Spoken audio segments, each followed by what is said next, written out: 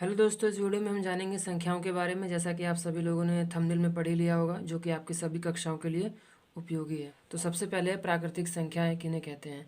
तो प्राकृतिक संख्याएं वे संख्याएं होती हैं जिन्हें कि हम अपने रोज़मर्रा में चीज़ों को या वस्तुओं को गिनने के लिए उपयोग में लाते हैं। जैसे अगर आपको कुछ वस्तुएं दी गई हैं और आपसे कहा जाए कि आपको इन्हें गिनना है, तो आप इन्हें कैसे गिनोगे? 1 2 3 4 5 6, कुछ इस प्रकार से। तो ये जो संख्या है इन्हीं को हम प्राकृतिक संख्याएं कहते हैं। 1 2 3। इसी तरीके से ये अनंत तक होती हैं। 1 से लेके अनंत तक ये जितनी भी संख्याएं होती हैं इन्हें हम प्राकृतिक संख्याएं कहते हैं।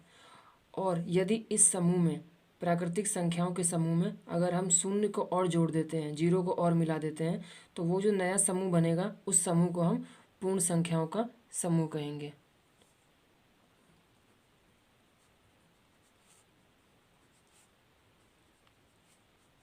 और ये भी अनंत तक। तो जीरो से लेके अनंत तक जो संख्याओं का समूह है वो पूर्ण संख्याओं का समूह है। इसके बाद बात आती है कि पूर्णांक क्या होते हैं। तो पूर्णांक एक ऐसी संख्याओं का समूह होता है जिसमें कि हम प्राकृतिक संख्याएं और ऋणात्मक प्राकृतिक संख्याएं, ऋणात्मक प्राकृतिक संख्याओं से मेरा मतलब है कि जैसे आप देख सकते हैं कि ये सभी जो संख्याएं प्राकृतिक वाली ये धनात्मक हैं। 1 2 3 4 5, तो ये धनात्मक हैं, तो इन्हीं का अगर हम ऋणात्मक और ले लें, 1 का -1, 2 का -2, -3, -4, इस तरीके से, तो धनात्मक और इन्हीं का ऋणात्मक और साथ में शून्य, तो ये जो नया समूह बनेगा इसी को हम पूर्णांकों का समूह कहेंगे। और इसमें आने वाली हर संख्या को हम एक पूर्णांक कहेंगे।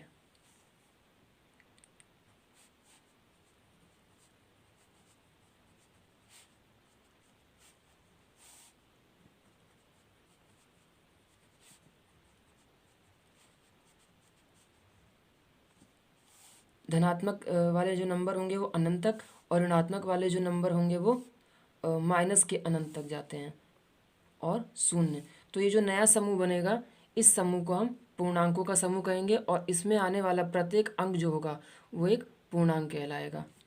जितनी भी धनात्मक संख्याएं होती हैं इन्हें हम धनात्मक पूर्णांक कहते हैं, और जितने भी ऋणात्मक संख्याएं होती हैं उन्हें हम ऋणात्मक पूर्णांक कहते हैं। और जो शून्य होता है ना तो वो धनात्मक होता है और ना ही ऋणात्मक होता है, वो कुछ भी नहीं होता। इसके बाद है कि परिमेय संख्याएं किन्हें कहा जाता है। तो परिमेय संख्याएं कोई भी वो संख्या जिसे हम p/q के रूप में प्रदर्शित कर सकते हैं, लिख सकते हैं, उसे हम परिमेय संख्या कहेंगे।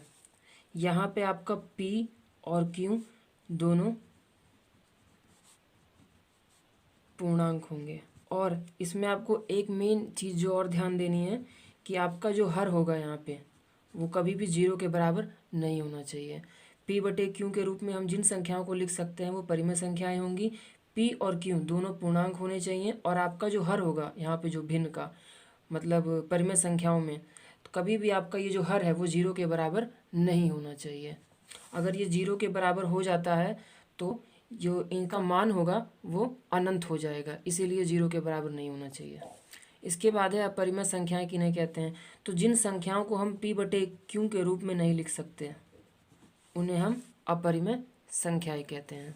इसके लिए जो एग्जाम्पल होते हैं वो होते हैं √2, √5, -2√2, और वह संख्याएं जो कि अशांत अनावृत्ति हो। अशांत अनावृत्ति का मतलब है, मतलब भाग करने पर उनका जो भागफल आता है वो कटता भी नहीं है, और जो संख्याएं हैं वो आवृत्ति नहीं होती, मतलब कि वो रिपीट नहीं करती। अगर आप इसको और अच्छे से समझना चाहते हैं कि परिमेय और अपरिमेय में क्या अंतर है, तो आपको इसी चैनल की प्लेलिस्ट में इसको एक और वीडियो मिल जाएगी जिसमें कि ये मैंने बहुत अच्छे से समझा रखा है, तो आप जाके वो देख सकते हैं। ठीक है, तो मैं आशा करता हूँ कि आपको ये दोनों अच्छे से समझ में आ गए होंगे। ये आपकी कक्षाओं के लिए बहुत उपयोगी हैं, तो आप इसको थोड़ा ध्यान से पढ़ें। इसके बाद है कि वास्तविक संख्याएं किन्हें कहते हैं। तो वास्तविक संख्याओं को समझने के लिए हम मान लेते हैं कि हमारे पास एक डिब्बा है, एक बॉक्स है जिसमें दुनिया की सभी परिमेय संख्याएं रखी हुई हैं।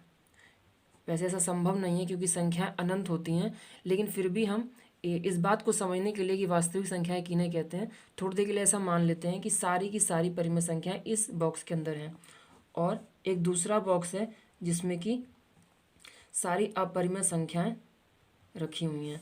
फिर आपने एक तीसरा बॉक्स लिया और इसकी सारी परिमेय संख्याएं और इसकी सारी अपरिमेय संख्याएं उस तीसरे वाले डब्बे में डाल के, मतलब परिमेय संख्याएं जितनी भी थी वो डाल दी आपने और अपरिमेय संख्याएं जितनी थी वो डाल दी और इस तीसरे डब्बे में डाल के आपने सबको मिला दिया। तो ये जो नया जो आपका जो समूह बना संख्याओं का इस वाले डब्बे में, परिमेय संख्याओं और अपरिमेय संख्याओं को मिलने से जो नया समूह बना उसी को हम वास्तविक संख्याएं कहेंगे। तो वास्तविक संख्याओं का जो समूह है वो एक ऐसा समूह जिसमें कि सारी परिमेय संख्याएं और अपरिमेय संख्याएं आती हैं।